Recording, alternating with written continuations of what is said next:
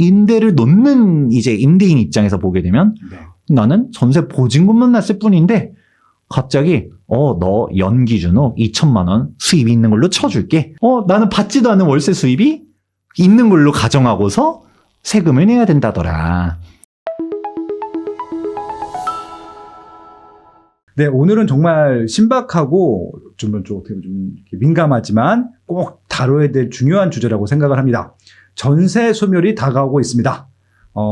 라는 주제로 한번 방송을 나눠볼 텐데요. 과연 어떤 말씀을 해주실지 저도 한번 귀를 기울여서 들어보도록 하겠습니다. 타이틀을 이렇게 잡아보았습니다. 네. 전세 간주 임대료 강화, 전세 폭등, 월세 시대가 온다라는 주제로 한번 해보려고 하는데요. 그렇죠. 일단은 전세 간주 임대료가 도대체 무엇인지조차도 오늘 영상에서 처음 접하시는 분들도 있을 거라고 생각이 듭니다. 네네. 이 내용에 대한 세법적인 내용들 설명해 드리면서 이게 어떤 식으로 바뀌길래 전월세 시장이 혼란스럽게 되는지에 대한 이유까지도 쭉 풀어보도록 하겠습니다. 어떤 이슈 때문에 제가 주제를 바꿔보았냐? 2025년도 1월 16일자 기획재정부에서 2024년도 세법 개정 후속안이 나왔습니다. 근데 이 내용에 대해서는 여러 이제 세무사님들이라든가 전문가분들께서 쭉 풀어준 사항들이 있거든요. 근데 이 내용들 중에서 제 눈에 딱 걸린 게 하나 있어요. 어떤 거였죠? 바로 7페이지를 보게 되면 고가주택 2주택자의 간주임대료 과세 대상 구체화라고 써 있습니다. 네네. 그래서 내용 한번 보도록 하겠습니다. 네. 고가주택이라고 하면 공시가격 기준으로 12억 초과주택을 말합니다. 네. 해당 고가주택 2주택 보유자의 전세보증금을 간주임대료 과세 대상에 추가하도록 하겠다라고 하였고요. 네. 이번에 이제 시행이 본격적으로 되는 거는 2026년도 1월 1일자로 하겠다라고 합니다. 그렇게 해가지고 이제 부과가 된다라는 내용인데, 그러면 일단은 이 내용만 놓고 봤을 때 뭐 고가주택 전세 받는 사람도 세금 걷나 보다 그냥 그런가 하고 넘어갈 수 있겠지만, 그렇죠. 이게 의미하는 바를 정확하게 이해하시면 어마어마한 파급력이 있다는 걸 알 수 있을 겁니다. 우선은 이게 어떤 의미를 가지고 있는지, 이 고가주택 2주택자도 전세 간주임대료가 무슨 말이냐, 우선은 세금별 주택수 기준에 대해서 한번 다시금 짚어보도록 하겠습니다. 일전에 저희 빠숑의 세상답사기에서도 이제 상속증여편 제가 쭉 설명한 적이 있었었는데, 그때 이 내용이 한번 있었어요. 보신 기억이 있을 표입니다. 맞아요. 예. 우리가 세금 기준으로 했었을 때 우리가 이거 주택수에 들어가요 안 들어가요 라고 했었을 때는 세목마다 다르다는 걸 인지하셔야 돼요. 한번 설명해 드리도록 하자면, 우선 양도소득세 기준을 많이들 아실 거예요. 양도세는 예를 들어 아빠 한 채, 엄마 한 채, 아들 한 채 가지고 있다. 3주택자죠. 그렇죠. 이제 우리가 셋 중 하나, 만 30 소득 혼인, 셋 중 하나를 충족한다든가, 그리고 별도의 독립주거 공간을 갖추었으면 이제 별도의 독립세대주로서 세대 분리가 가능하겠지만, 그게 아니라고 하면 따로 산다 하더라도 소득이 없는 미혼자녀다. 만 30도 안 됐어. 그러면 다 같이 3주택자로 카운트가 되는 게 양도세 기준인데, 그렇죠. 종부세는 다릅니다. 종부세는 인별과세가 원칙이에요. 이제 공제 같은 경우는 세대를 기준으로 하긴 하지만 원칙적으로 우리가 세율을 나누려고 했었을 때는 인별과세다. 근데 소득세는 조금 다릅니다. 인별과세가 맞긴 하지만 부부는 합산이라고 되어 있어요. 네. 그래서 자녀는 이제 1주택자로 소득세 기준, 정확하게 임대소득세 기준 카운트하지만 우리가 부부 같은 경우는 2주택자로 본다. 그러면 이제 여기서 좀 달라지는 것 중 하나가, 다음 장표를 좀 볼 필요가 있는데, 여기서 세금을 과세할 때 어떤 식으로 가느냐를 이해하실 필요가 있어요. 네. 우선은 1주택자는 월세 비과세, 2주택자는 전세 비과세, 3주택자는 전세 간주 임대료 과세.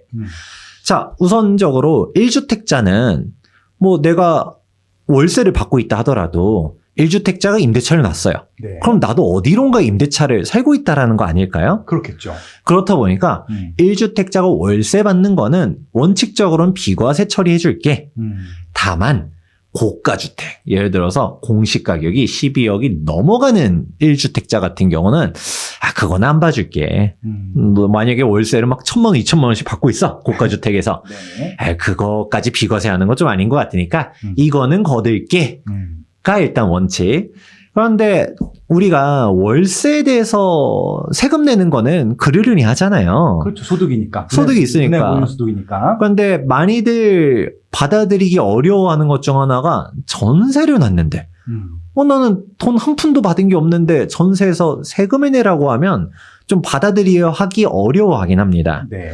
그런데 이게 2주택자까지는 전세를 비과세였었어요. 네. 그런데 3주택자 같은 경우는 좀 달랐죠. 3주택자 같은 경우는 이제 간주임대료 계산식이 있습니다. 전세보증금 총 합해서 3억을 빼고 곱하기 60을 한 다음에 곱하기 60%를 한 다음에 정기예금 이자율 2025년도 기준은 3.5%입니다. 네. 이렇게 곱해서 간주임대료가 나오면 그 금액을 기준으로 해서 임대소득세를 과세한다더라. 즉 개념은 이런 거죠. 너가 전세 보증금으로 해서 전 소득이 없는데요 라고 한다 하더라도 그 보증금 가지고서 예를 들어 은행에 넣어놨으면 이자를 받았을 거 아니야? 라는 개념으로 갖다가 추징을 하는데 보통 우리 전세 보증금 받아서 이걸로 투자하고 뭐하고 이러진 않잖아요. 이렇게 해서 임대소득 기준이 2천만 원 이하냐 초과냐에 따라서 분리과세냐 종합과세냐 뭐 이런 얘기들이 있긴 하지만 이런 것까지는 말씀은 안 하겠습니다. 자, 그러면 이제 다시 표로 돌아오게 되면 보이는 게 있어요. 예전에는 우리가 보유세 기준으로 해서 피하려고 했었을 때는 일단은 종부세는 인별과세라고 했으니까 일단은 피해 나간다 하더라도 임대소득세 같은 경우는 3주택자라 해도 부분은 합산이라 했을 때도 2주택자까지는 전세 비과세니까 예를 들어서 이제 아빠 주택에는 실거주하고 있어요. 엄마 주택은 이제 전세를 놔요. 네. 예를 들어 나인원 한남을 가지고 있어서 전세만 막 4, 50억이 놔요. 네. 그래도 2주택자는 전세 비과세 했으니까 세금 1원도 안 내는 거죠. 네. 자, 그런데 아들이 월세를 받고 있다 하더라도 그래도 이거는 비과세인 거죠. 1주택자니까. 네. 이런 식으로 갖다가 임대소득세를 피해 나갈 수 있었는데 근데 이제 문구를 제가 하나 또 신설했습니다. 2026년도 이후부터는 12억을 초과하는 고가주택의 경우는 제외하도록 한다. 2주택자도 진짜 아까 말한 나인원 한남 같은 거다. 전세를 놨다. 전세에 대해서 세금을 걷겠다. 라는 것이죠. 그러면 해당 사항이 구체적으로 언제부터 시행이 되느냐? 2026년도부터 시작이라고 했잖아요. 네. 그런데 물론 이제 정확한 건 좀 더 확인해 봐야겠지만 제가 이제 해석하기로는 2026년도 이후로 발생된 소득에 대해서 거두니까 아마 2027년도 상반기 때 이제 임대소득세 신고하세요라고 하면서 통지가 날라올 겁니다. 정확하게는 이제 임대소득세에 대한 신고 의무는 납세자 본인한테 먼저 있어요. 네. 그런데 이거를 모르고 있는 사람들 그냥 가만히 있다가 언젠가 국세청에서 전화 오겠죠. 네. 신고 안 했어요.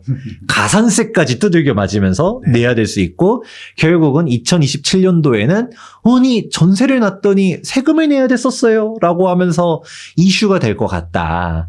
그러면 이게 얼마나 내는 거냐? 제가 한번 계산을 해봤습니다. 네. 전세 간주임대료 산식 말씀드렸죠? 전세보증금 총액에서 곱하기 3억을 빼고 60%를 곱한 다음에 정기예금 이자율 25년도 기준에서 3.5%를 곱한 금액. 내 보증금이 4억짜리였다. 그러면 뭐 별로 안 나오겠지만 사실 애초에 공시 가격 기준 12억 초과주택이라고 하면 시세로 따지면 한 15억은 넘을 가능성이 높거든요. 그러면 이 15억짜리 전세가 사실 4억일 일은 없잖아요.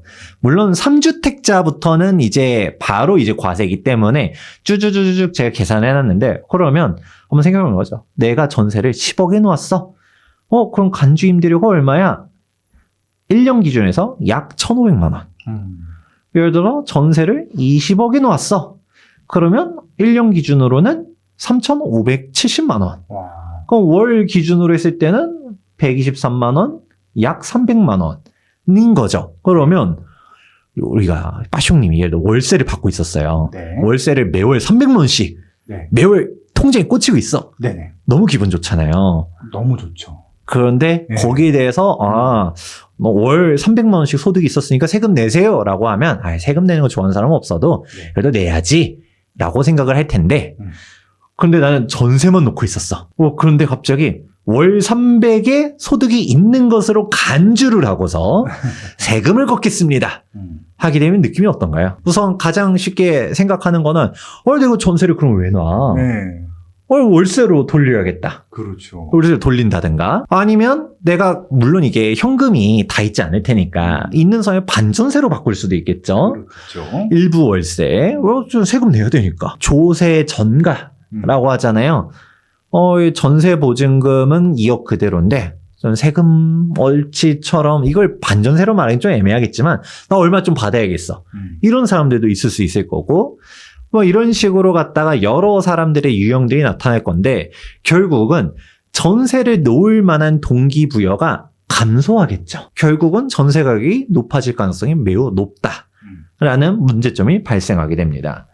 자, 그러면 이제 이런 사항을 일단 인지하고 나서 제가 이게 본격적으로 과세가 문제되는 시점은 2027년도라는 말씀을 해드렸어요. 그렇죠. 이제 바로 떠오르는 거. 저희 2025년도 이제 경기 전망 영상 때도 설명했었던 게 이제 본격적으로 공급 감소 시대가 온다라는 말씀을 해드렸었죠. 2025년도까지는 그래도 공급량이 어느 정도 돼요. 근데 2026년도부터 급감을 하기 시작하거든요.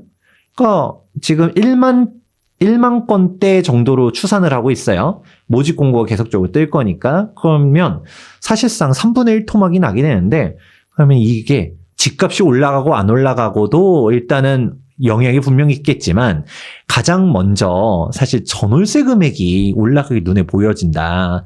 당장 이번에도 둔촌주공 입주장 열리면서 원래 60몇 주 연속으로 서울 전세 금액 상승 이러다가 최근에 이제 연속 기록이 깨지긴 했거든요. 그렇죠. 그렇지만 그 둔촌주공 지금 전세가 30평대 기준으로 해서 10억, 11억이래요. 네. 저는 이 금액 보고서 전세 왜 이렇게 높지? 싶었거든요. 헬리오시티 입주장 때 기억하시잖아요. 네. 그때 매매 금액은 안 빠졌었지만 전세 금액이 어마어마하게 무너졌었거든요. 네. 그거를 생각해보면 둔촌주공 전세 금액이 입주장 더구나 12,000세대 물량이 들어가는데 네. 전세 금액이 생각보다 너무 높다라는 생각을 하고 있었죠. 그러니까 이제 매매 금액 무너질 거라고 잔금 못 치는 사람 물량도 빠지면서 매매 금액 빠질 거라고 했었지만 계약 금액이 둔촌주공 20%였어요. 네. 분양가 13억이었는데 지금 이제 23억에서 25억씩 하잖아요. 네. 그런데 계약금 2억 집어넣겠죠? 근데 전세가 10억에서 11억이다. 그냥 전세로 잔금 치는 거죠. 그렇죠. 그래 버리니까 뭐 매가 떨어질 것도 없고 뭐 그냥 쭉쭉쭉쭉쭉 움직이고 있는데 오히려 2025년도에 입주 물량이 어느 정도 있음에도 불구하고 전세가 이렇게밖에 안정이 안 되면 2026년부터는 전세금이 폭등을 할 게 눈에 보여지는데 네. 문제는 여기서 공급 자체도 꺾이는 거와 별개로 2027년도도 참고로 공급은 별로 없습니다. 근데 2027년도 상반기 때 언론에서 이제 2주택자도 전세 났더니 세금 내래요 라고 하면서 언론에서 막 얘기 나온다. 사람들이 전세 나봤자 이게 돈이 안 되네. 세금을 많이 걷네. 이래버리면 전세를 더 안 내놔야겠다. 그건 전세를 찾고자 하는 사람은 전세를 찾기가 어려워지고 그건 결국 수요와 공급이거든요. 그렇죠. 예를 들어 전체 물량이 100이라고 했었을 때 모든 사람들이 현금을 가지고 있는 게 아니니까 아무리 간주 임대료를 걷는다 하더라도 바로 월세로 다 이탈하진 못할 거예요. 네. 그런데 예를 들어서 한 20-30%만 월세로 돌려버린다. 전세 났더니 세금만 많이 내 하면서 이제 빠져나갔어. 그럼 나머지 이제 80% 물량으로 갔다가 전세 수요는 그대로인데 쏠리게 되면 남은 전세 물량 가격이 폭등을 하겠죠. 이게 눈에 그려진다.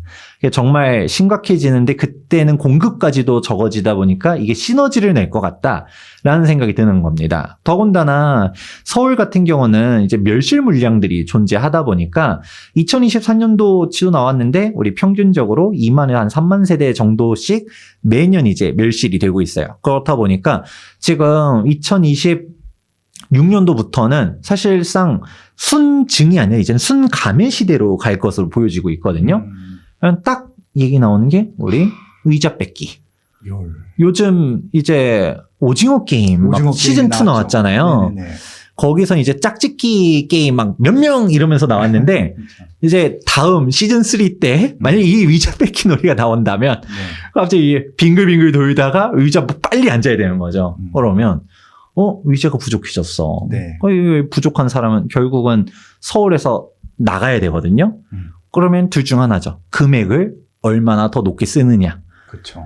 경매 게임이네. 그렇죠. 돈을 더 많이 쓴 사람만 서울에 남고 네. 그렇지 못한 사람은 경기도나 인천으로 나가고 그렇죠. 그렇게 되는 거죠. 네. 더군다나 이제 서울의 전월세 물량까지 줄어들게 되면 결국 이게 매매 수요를 자극할 수밖에 없는 거죠.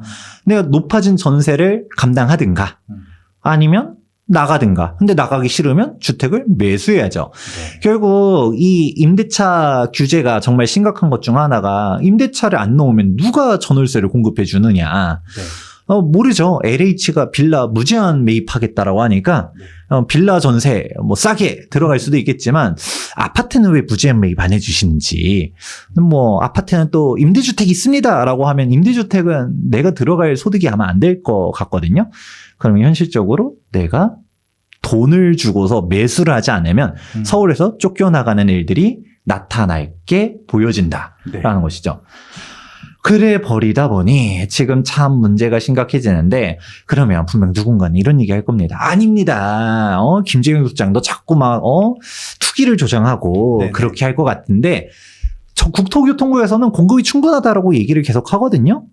지금도 공급은 충분하다. 저거 뭐 서울 주택 가격 안정할 겁니다. 라고 얘기를 하는데 그런데 사실 상기 신도시를 보다 보면 결국 다 경기도권 공급이잖아요. 네. 그런 얘기 했었을 때 그린벨트까지 풀어서 공급을 한다라고 합니다. 그러면 빠숑님도 기억나실 거예요.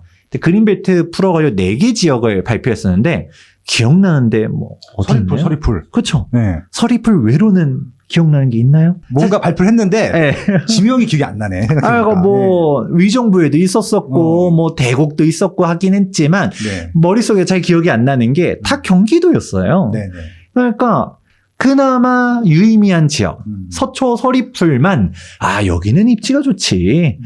그러니까 신분당선도 지나다니고 그렇다 보니 사람들이 여긴 기대를 했는데 국토교통부가 언제 이제 입주를 목표로 하느냐? 2031년도 입주, 그리고 2029년도 분양을 목표로 하고 있다라고 합니다.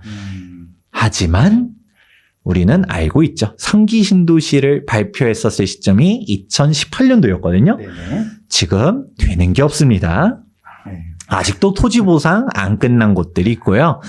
안 끝난 정도가 아니라 이제 광명 7만 세대가 넘어가죠. 제일 큰 규모인데 광명 시흥지구는 토지 보상 시작도 못했어요. 네. 발표한 게 언젠데. 이제 그런 상황에서 이거를 이렇게 맞출 수 있으면 상기 신도시나 잘해라라고 하고 싶은데 지금 여기 딱 나오죠. 우리 지금 이번에 그린벨트 푼 곳들이 여기 있습니다. 서초 서리풀지구만 서울시에 있고요. 네. 의정부, 용현, 고양, 대구, 의왕, 오전, 왕곡 이 네 군데. 나머지들은 뭐 딱히 서울 집값 안정이랑은 거리가 멀어 보이는 것도 있고 세대수도 그래도 대곡은 교통이 좋은데요라고 하기에는 9,000세대밖에 안 돼요. 그러니까 뭐 의왕, 오전, 왕곡이 14,000이라고는 하지만 여기 관심 없는데요 라고 할 수도 있는 거고 이게 지금 현실이다.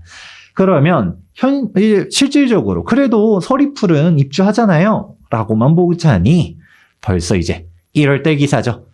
땅 강제 수용 반대, 서초 서리풀지구 주민 반발 하면서 쉽지 않습니다. 원래 토지 수용도 우리가 지금 21세기에 살고 있잖아요. 그런 상황 속에서 이게 빨리빨리 되는 게 말처럼 쉽지가 않아요. 국토교통부가 2031년도 입주를 얘기하는 것 자체가 2038년도 입주입니다. 라고 해버리면 김이 확 세잖아요. 언제 입주하는 거야? 이게 내가 입주는 할 수 있겠어? 또 여기서 또 사기청약이라고 제가 맨날 얘기했었던 사전청약. 남들은 선분양하지 말라라고 말하면서 본인들은 선분양을 해. 이런 거 만약에 또 나온다라고 해도 속지 말으셔라 라는 얘기 해드리고 싶습니다. 그렇다 보니 우리는 지금 이제 예상이 되는 게 공급은 음. 답이 안 나온다. 네. 특히 서울 아파트 공급은 점점 답이 안 나오는 와중에 원래 가만히 있어도 전세 금액이 올라갈 것 같았는데 갑자기 이번에 임대차까지 이제 건들면서 아니 2주택자 전세 놓는 것까지 이제 막는다? 그러면 이제 폭등이 예상되는 거거든요. 그러니까 되게 심플합니다. 우리가 아까 위자 뺏기 얘기를 하긴 했었지만 이렇게 생각해 보면 돼요. 지금 주택이 없어져. 그럼 이 사람은 밀려나가지 않으면 다른 사람의 위자를 뺏어야 되는 거죠. 맞아요. 그럼 돈을 더 지불할 사람들이 나오는 거고 결국은 아주 심플한 수요 공급에 대한 얘기가 나오는 건데 이제 딱 전세에서 과세까지 하기 시작해. 그러면 이거 금액 난 더 받아야 되겠어. 네. 전반적으로는 전세를 다 안 놔. 좀 여유 있는 사람은 다 반전세나 월세를 돌려. 월세를 사는 삶으로 이제 바뀌어 나가는 것도 있겠지만 그래도 현금이 많은 사람들은 월세 내는 것보다는 전세가 낫잖아요. 그럼요. 임차인 입장에서는. 그럼 나는 고액 전세를 난 지불할 용의가 있어. 전세 10억, 15억, 20억 낼 용의가 있는 사람들은 전세금이 계속 높아져요. 그러면 이게 또 매매 금액을 이상하게 높이게 됩니다. 바로 임대차 3법 때도 나타났었던 이중 가격 문제가 있었었잖아요. 임의적으로 갖다 임대차 3법으로 계약갱신 청구를 하다 보니까 기존 사람들이 원래는 다 같이 시세가 이렇게 올라갔어야 되는데 일부 사람들 전세 금액이 딱 고정돼 버리는 거죠. 못 올려.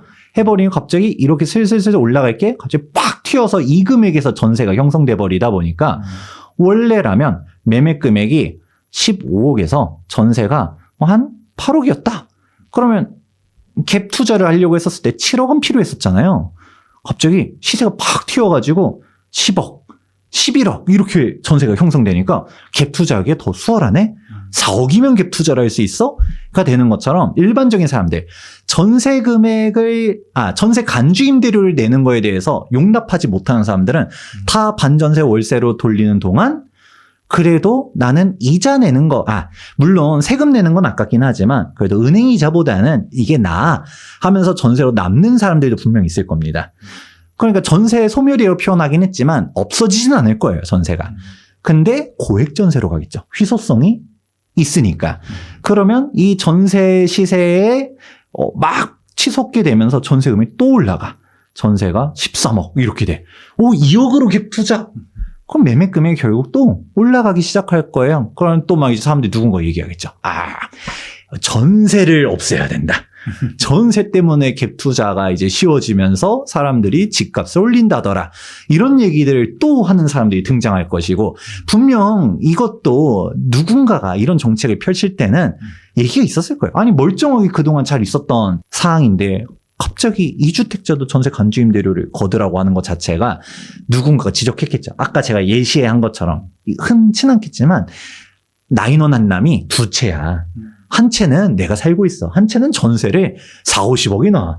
아니 4, 50억 전세인데 세금이 1원도 없다니 이거는 부당한 것 같습니다. 라고 누군가가 얘기를 했겠죠. 전세를 없애야 된다라고 주장하는 사람 중에서 이게 전세가 왜 안 없어지나를 보니까 네. 세금을 안 내니까 그렇다더라. 네. 세금을 거두면 전세가 사라지지 않을까? 그런 식으로 얘기한 사람이 분명히 있었을 거고, 그러니까 이게 정책이 바뀌었겠죠. 전세를 놓으려고 하는 사람들은 줄어들 것이고, 그 와중에서도 전세를 들어가려는 사람들이 있는데, 또 전세를 놓고자 하는 사람들도 남긴 할 거거든요. 그 소수의 전세 물량에 수요가 확 쏠리면 전세금이 폭등하고, 그러면 또 이게 비정상적인 전세 금액이잖아요. 네. 그것 때문에 매매 시세와 전세 금액의 갭 차이가 또 줄어들면서 그렇죠. 매매 금액을 또 밀어 올리기 좋아지는 흐름이 되풀이되게 눈에 보여진다는 겁니다. 또 이렇게 또 전세 금액이 폭등한다 뭐다 하면 또 이제 그때 가가지고 계약갱신 청구권 무제한 하면서 이제 또 얘기 나오다가 네. 이게 또 공산당입니까? 이러면 또 슬그머니 하면서 무제한은 페이크였고요. 네. 2회만 올릴게요. 양심적이죠? 라고 하면서 또 전월세 시장을 또 교란시켜버리면 그러니까 시장이 이게 막 흔들려질 게 앞으로 눈에 보입니다. 분명 근원적인 문제는 차단을 안 하면서 왜 이게 전세 시장이 교란이 되는지를 제가 봤을 때는 이게 정말 큰 영향을 미칠 것 같은데 이거는 또 분명 예를 들어서 거꾸로 일단은 과세하려고 했었을 땐 조세 저항이 있겠지만 일단 과세를 하고 있어요. 거꾸로 다시 비과세를 돌리려고 하면 언론에서 또 누군가 그러겠죠. 아니, 그러면 전세 40억 받는 사람을 세금 1원도 안 걷는 게 말이 됩니까? 그럼 전세를 누가 걷어요? 전세를 도대체 누가 공급해 주는 겁니까? 이게 이렇게 될 게 지금 눈에 그려진다. 그렇다 보니 지금 현재 우리 주택 가격 관련해서는 일부에서도 제가 이 얘기를 한 적이 있었어요. 소득 대비 집값이 과연 비싼 걸까요? 라고 했었을 때 KB PIR을 보면 좋을 것 같다. 은행에서 나오는 거다 보니까 정확하게 차주의 신용 상태와 차주가 매수하려고 하는 주택 가격에 대한 PIR을 봤더니 서울 기준으로는 11, 경기도는 9, 인천은 8밖에 안 한다더라. 이게 빌라 PIR이 아니에요. 아파트 PIR입니다. 그러면 이게 뭐 비싼지 안 비싼지 뭐 그건 각자 판단하겠지만 생각보다 우리가 소득 대비해서 감당할 만큼 받는다더라 라는 얘기는 하는데, 근데 여기까지는 그래도 여러분이 각자 판단하시면 좋을 것 같아요. 근데 아무도 얘기 안 하는 것 중 하나가 바로 가처분 소득 대비 주거비 통계입니다. OECD에서는 대한민국이 압도적으로 뒤에서 1등. 이런 상황인데 이런 얘기를 아무도 안 해요. 왜? 대한민국 부동산 항상 문제여야 되니까. 문제여야지 개입을 하고 규제를 내놓고 우리가 뭐 정책을 펼치고 이런 사항들을 하면서 한국 주택 시장은 문제가 많습니다 라고 가스라이팅 아닌 가스라이팅을 계속적으로 해왔는데, 대한민국 임대차 시장은 잘 돌아가고 있었어요. 왜냐? 전세라는 제도 덕분에. 그렇죠. 이게 전세라는 아주 강력한 제도가 있다 보니까 월세가 이게 높게 못 받는 거죠. 그렇죠. 그런데 지금 전세를 공급하려는 임대 수요자들이 위지를 다 꺾어버리는 정책이 이번에 나온 겁니다. 전세를 놨는데 세금을 내라고 하면 제일 억울하거든요. 그러면 어떻게 하겠어요? 월세화가 되겠죠. 그럼 이제 외국처럼, 더구나 이게 평균일 거 아니에요. 그래서 실제로 뉴욕에서 사는 사람들은 뭐 소득의 막 절반을 다 렌트비로 막 낸다는 얘기들도 있잖아요. 3분의 1을 렌트비로 내고. 그런 우리가 외국에서는 주택은 구매의 대상이 아니라 거주의 대상이라고 얘기한답니다 라고 하는데, 냉정하게 잘 생각해 보면 구매는 꿈도 못 꾸는 게 아닐까요? 돈을 못 모으니까. 네. 렌트비를 여러분들의 월급에서 3분의 1이 날라간다. 그렇죠. 생활비 또 내야 될 거 아니에요. 그러면 돈을 모을 수 있을까요? 못 모으는 거죠. 근데 대한민국에서 주택 가격 관련해가지고 사람들이 맨날 분노하고 이런 이유가 그래도 구매 대상으로 바라보다 보니까 내가 돈을 모아서 저걸 살 수 있어 없어 했을 때 저거는 무리인 것 같아, 이게 나라냐 하면서 얘기를 하겠지만, 애초에 구매 대상이 아니라고 생각하면 신경 쓸 것도 없습니다. 당장 오늘 따끈따끈한 기사 뜬 것 중 하나가 반포 평당 2억 돌파했다 얘기 나왔잖아요. 레미안 원밸리 52평형이 네. 106억인가에 거래됐다라고 네. 얘기 나왔습니다. 평당 2억 실에 열린 거거든요. 네. 민간 임대 시장이 대한민국 엄청 크거든요. 왜냐면 기업형 임대 해봤자 뭐 별로 되지도 않고 공공 임대 해봤자 한 자릿수밖에 안 되고, 근데 민간 임대 시장을 다 죽여버리면 네. 뭐 어떻게 되는 거예요? 월세화가 되는 건데, 네. 그런데 지금 현재 이게 벌써 나타나는 시장이 있죠. 바로 빌라 시장인데, 그렇죠. 빌라 시장은 또 저희 일전에도 영상 찍은 적 있었잖아요. 보증보험 비율 90%로 인하하게 되면, 그건 또 안 그래도 힘든 빌라가 역전세 더 심해지고 월세화 된다더라 라는 얘기를 한 적이 있었습니다. 그래서 정말 안타까운 것 중 하나가, 아니 빌라 뒤에 포비아라는 단어가 붙는 것 자체가 이건 말이 안 된다고 생각하거든요. 아니 빌라가 왜 그렇게 기피 대상으로 돼야 되는 거죠? 빌라도 물론 우리가 주거 대상으로 봤었을 때 선호하진 않는다 하더라도 네. 주거 사다리로서의 역할이 분명히 있거든요. 그럼요. 그런데 빌라 시장이 막 문제가 생기는 거고, 특히 전세 사기에 네. 대부분이 이제 빌라 오피스텔 터지다 보니까 네. 여기서 우리가 전세 기피 현상도 빌라에서 기피를 하는 거지, 아파트로 오히려 사람들이 다 쏠리는 거죠. 그렇죠. 여기 나오잖아요. 청년 울리는 전세 사기, 부러진 주거 사다리. 아니 특히 빌라 시장은 서민들이 거주를 주로 하는데 여기서도 보다 저렴하게 전세로 살 수 있는 거를 없애버린다. 그러면 빌라에서 월세를 거주한다든가 아니면 돈을 더 끌어모아서, 그럼 내가 돈이 부족하니까 전세 자금 대출을 받는다든가 하면서 아파트로 점프를 해야 되는데, 그런데 여기서도 전세자금 대출이 문제입니다라고 말하는 전문가도 있잖아요. 그건 전세자금 대출을 없애게 되면 그럼 월세 내야 되는 거예요. 누가 총 들고서 전세자금 대출 받으라고 협박한 거 아니거든요.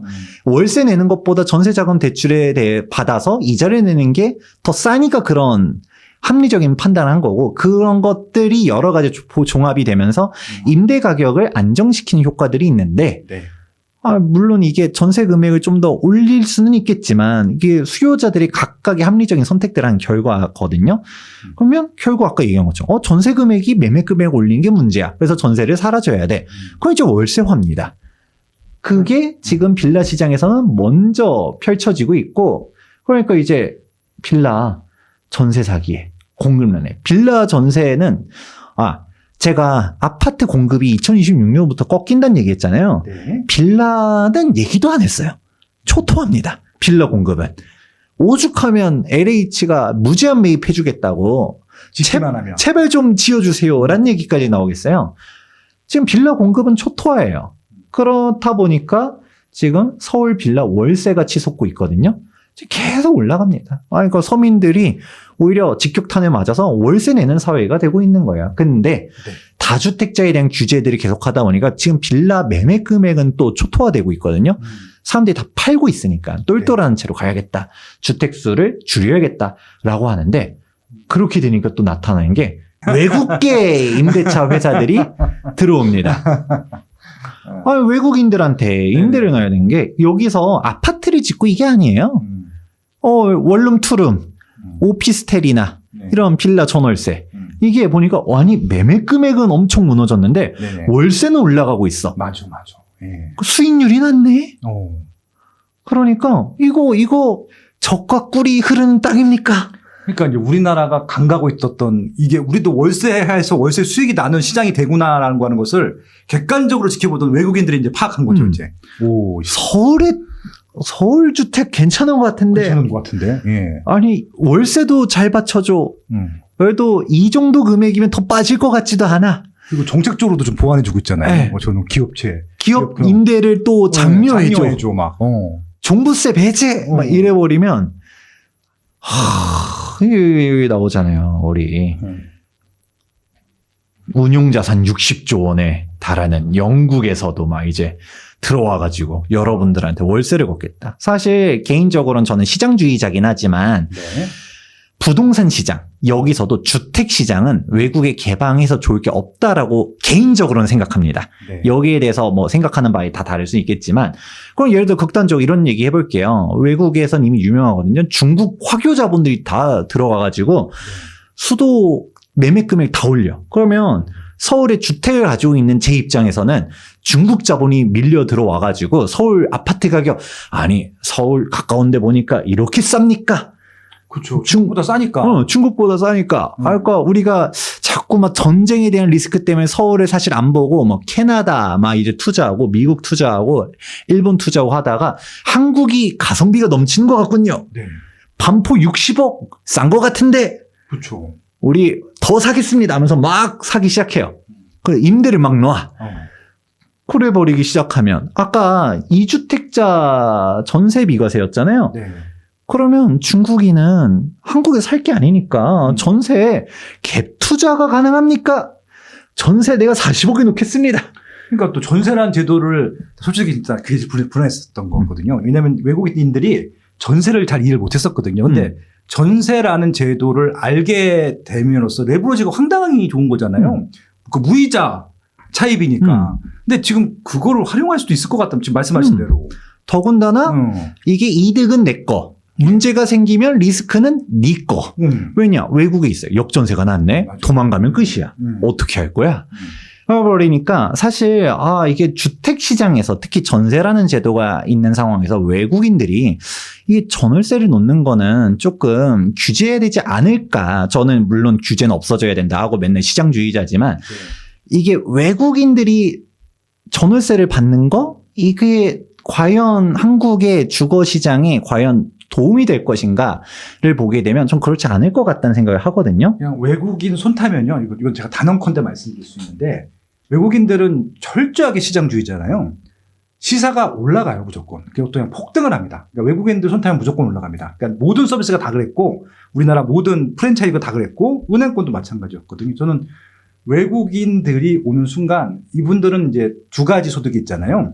현금 흐름이 있고, 그다음에 이제 캐피탈 개인 소득이 있거든요. 그러니까 시세 차익과 현금 흐름 양쪽 다 시장을 본 거거든요. 그러니까 아마 전세 레버리지는 시세 차익을 볼 거라고 생각하고 있을 거고, 월세 수익률 나온다고 보니까 분명히 이들이 들어왔다는 것은 뭔가 시세가 올라갈 게 보인 거야, 보니까 느낌상. 그 월세 딱 봤더니 캠 레이트 괜찮은데 하면서 그렇죠. 딱 들어오는 거죠. 그래 버리니 이렇게 다주택자 규제하고 임대차 시장을 교란시키고 네. 그러면 이제 사실 중산층이 무너지는 거거든요. 네. 아니 똘똘한 한 채 쪽이 있는데 지금도 서울 어지간한 아파트들은 쉽지 않아요. 지금 분위기 별로 안 좋지만 상급지대, 반포, 압구정 이런 데들은 사람들이 다 쏠리면서 피라미드의 정점 쪽으로 몰려들면서 가격대가 쫙 올라가는데 그렇죠. 그러면 다주택자 규제하니까 우리가 특히 막 지방이나 빌라, 오피스텔 들고 있는 사람들 막 팔고 있어. 네.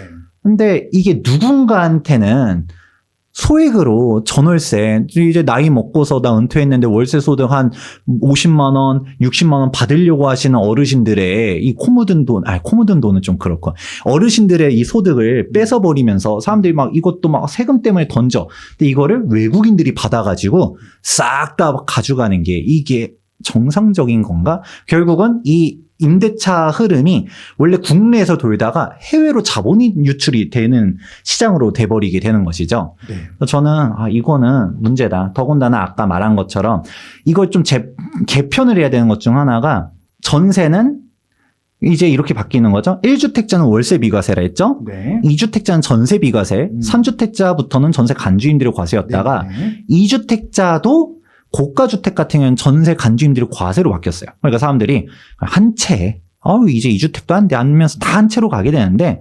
외국인들은 이전에도 어떤 문제가 있었었냐?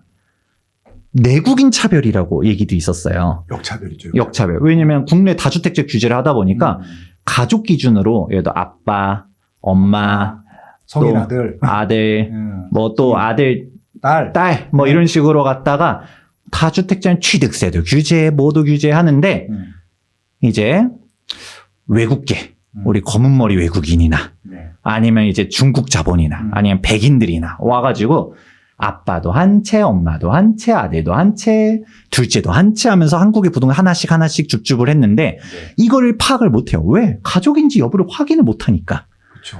그러니까 대출도 본인들은 다 해. 이제 제가 맨 처음에 정말 큰 문제라고 했었던 이유가 해석이 되는 거죠. 네. 2025년도 1월 16일자 기획재정부 네. 발표 사항이 보니까 이제 해석이 되는 거죠. 고가주택 2주택자의 간주임대료 과세 대상 구체화. 이게 얼마나 무시무시한 사항인지 여러분들이 알 수가 있을 겁니다. 이번에 드디어 구체화하겠다라고 네, 나온 겁니다. 저는 적어도 그러면 만약 2주택자에 대한 간주임대료 과세한다라고 하면 적어도 얘는 좀 없애야 되지 않을까. 네. 여기 이게 사람마다 이게 계산하는 게 세목마다 다 다르잖아요. 맞아요. 종부세처럼 차라리 인별과세로 하든가. 그래도 아까 얘기했던 것처럼 아빠도 한 채, 엄마도 한 채, 뭐 이렇게 할 수는 있는데 부부는 합산시켜버리면 이거는 아까 말한 것처럼 내국인, 외국인 역차별이 돼요. 왜냐면 2주택자만 전세 간주임대를 걷겠다라고 하면 영국에 사는 어느 분이 와가지고 한국 주택을 샀어. 네. 그런데 두 번째 주택을 샀어. 전세를 놨어. 그러면 과세를 걷겠죠. 그런데 아까 얘기한 것처럼 외국인 내가 사고 외국인인 아내도 사고 외국인인 아들도 사고 전세를 놔도 과세를 안 해. 근데 한국 사람들은 걷어. 이건 문제라는 거죠. 그러면 이게 어쨌든 관리가 안 된다라고 하면 적어도 인별과세로 해버리고 이 부부 합산을 깨버린다. 그럼 적어도 지금 체제가 어느 정도 유지가 될 수라도 있는데 이 부부 합산을 없애야 되지 않을까라는 네. 정책적 제언도 한번 해보도록 하겠습니다. 좋습니다. 그러니까 여러분들은 이제 앞으로 대비를 하셔야 돼요. 그래서 제가 얘기하는 거. 지옥으로 가는 길은 선의로 포장되어 있다. 하나하나만 놓고 보면 그냥 그럴 수 있어요. 아니, 예를 들어서 그냥 앞뒤 다 자르고 고가 전세, 비과세 이게 맞습니까? 라고 말하면 걷어야 될 것 같은데? 라고 생각할 수 있겠죠? 그리고 전세, 이런 고액 전세가 갭 투자를 유발시켜서 시세를 올릴 것 같습니다. 이게 정상입니까? 라고 하면, 막아야 될 것 같은데? 라는 생각을 하겠잖아요. 근데 거꾸로 이 임대차 가격을 안정시키는 효과가 있는 건데, 결국은 이런 하나하나는 뭐 위도는 좋아. 그 결과가 지옥으로 가는 길이란 거를 알아두셔야 된다.